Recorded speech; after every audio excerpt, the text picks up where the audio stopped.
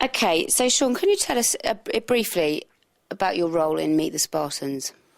Yes, I play, obviously, we've made a spoof of the blockbuster 300, and I'm playing Leonidas, which is the role Joey Butler played in 300, and we've taken a slightly different turn on it.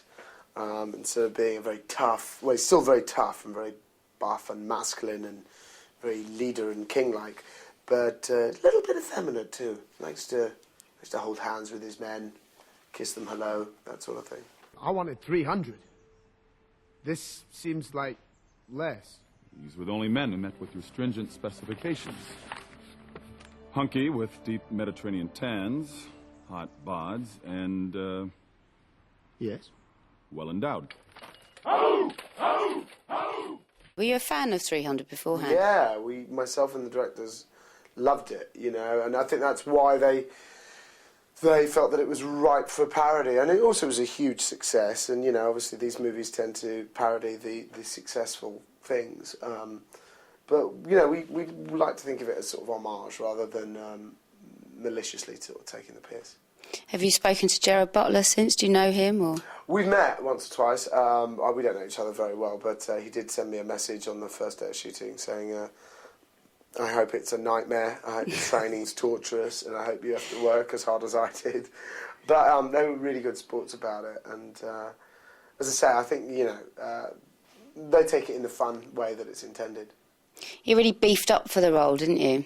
I did. I had to put on about 30 pounds of muscle, and was working out, you know, just every day, constantly.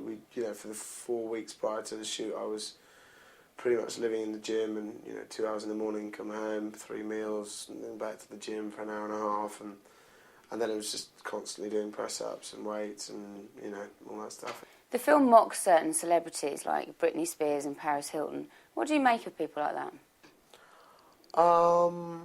It depends on the individual. I mean, Britney, I kind of feel sorry for her, and I hope she can find the stability that she needs.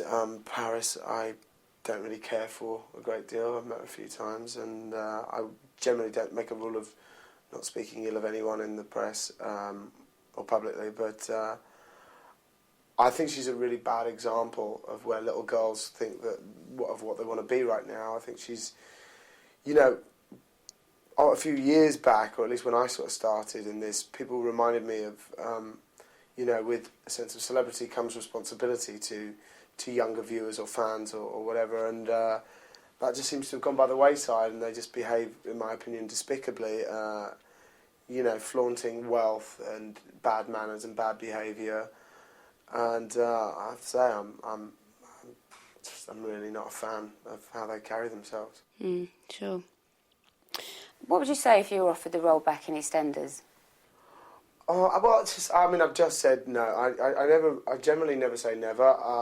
It's not something that I can see, or not something I hope to do in the future, but I'll always be very grateful to EastEnders. I think it's a terrific show, and, you know, I'm very grateful to, you know, what it's given me, but it's not, it would feel somewhat of a sort of a step backwards. But as I say, you know, I'm a jobbing actor. You know, if the work dries up and I'm sitting around, it's that, or working, sweeping the streets, then of course, you know.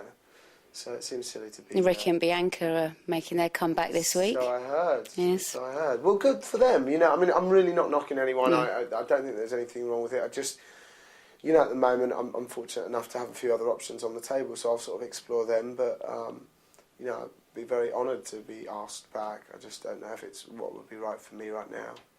And what about the news that Grange Hill's been axed? What did you think of that? It was a shame, you know, but it had a terrific run, and not many shows get to last that long, let alone children's shows, and it, you know, achieved that rare thing of sort of almost cult status. So again, I'm, you know, very fond of my Grange Hill memories, and it's sad to see that at the end of an era, really.